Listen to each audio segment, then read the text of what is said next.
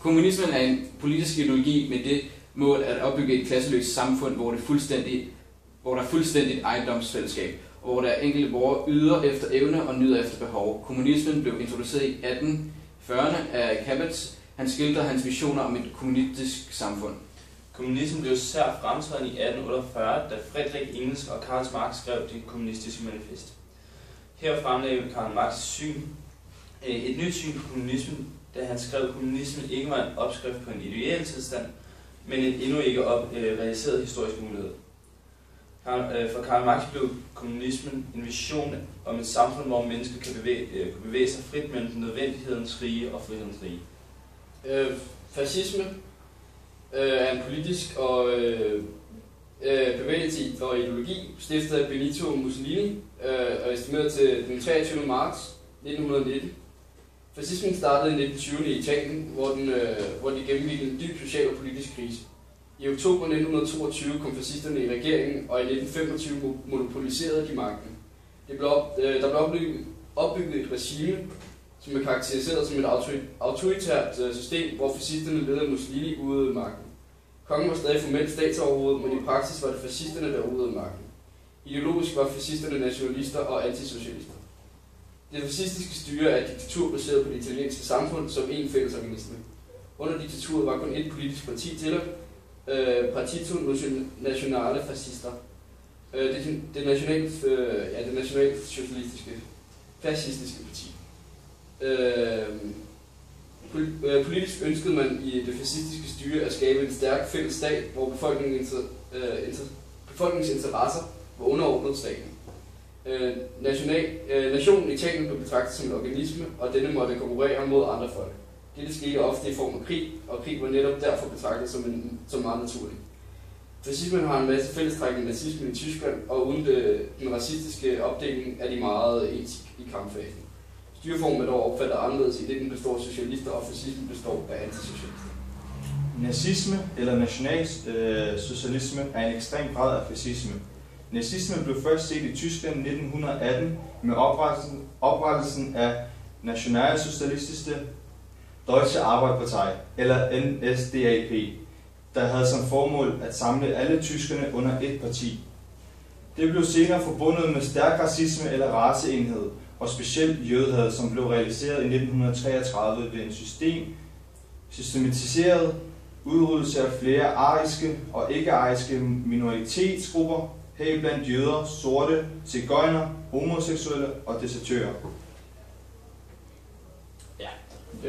Jeg skal snakke lidt om, hvorfor højre- og venstrefløjspartierne de ligesom fik større indflydelse og flere stemmer.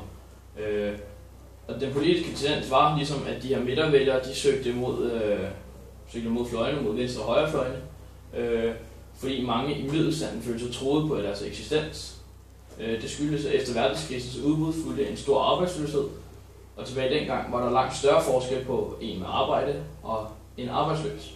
Og derfor begyndte mange at sætte spørgsmålstegn ved demokratiets styreform, fordi man ikke kunne få modarbejdet den her arbejdsløshed. De familier, som havde mistet deres forsørger, var nu i en økonomisk meget alvorlig situation. Og den tolerance og respekt, som der ligesom var i demokratiet, blev nu svær at følge for dem, der ikke havde noget at leve af. Man krævede ligesom nogle hurtige og effektive indgreb, og det demokratiet er meget langsomt til at reagere, fordi der ligesom skal stemmes om det hele, og man skal være enige. Så tog det længere tid. Hvor diktaturets force derimod var, at de kunne indføre en beslutning, og den kunne føres ud meget hurtigt. Befolkningen nåede ikke her en tage stilling til beslutningen, eller de nåede først at ligesom forstå beslutningen, når det var for sent. Derfor var der mange vælgere, der søgte mod fløjene, især den højre fløj. Her befandt de fascistiske og nazistiske partier sig. Mange arbejdere blev lokket af løftet om arbejde til alle. Også frygten for et kommunistisk styre drev mange mod højre. For dem var fascismen en garanti imod en kommunistisk magtovertagelse. Mange arbejdsløse søgte derimod til venstre for centrum hen til de kommunistiske partier, dog på bekostning af socialdemokratierne. Det mærkelige var, at disse to ikke allierede sig og bekæmpede den egentlige fjende, de fascistiske partier. For i andre lande, som f.eks. i Storbritannien, der var der de tre store demokratiske partier, som fandt sammen i en samlingsregering og ligesom kunne overvinde det her. Det var tydeligt at se forskellene i de politiske følger fra land til land. Lande med stærke demokratiske traditioner, såsom England, Frankrig og Benelux-landene, de var meget bedre til at overkomme de økonomiske, sociale og politiske problemer end andre lande som Tyskland og Italien. Og så vil vi til sidst komme ind på, hvorfor Tyskland ikke blev demokratisk. Grunden til, at man i Tyskland så en bevægelse væk fra de demokratiske partier, skyldes problemerne, som fulgte med arbejdsløsheden. Mange familiernes forsørger mistede arbejde, og disse familier blev således truet økonomisk. Når disse familier ikke kunne klare sig økonomisk, lød løfterne om arbejde til alle og økonomisk sikkerhed fra højrefløjen rigtig godt. I årene 1923 til 1930 havde de demokratiske tyske partier svindende indflydelse, og kun 2 af årene fra 1928 til 1930 havde de en andel i regeringsmagten.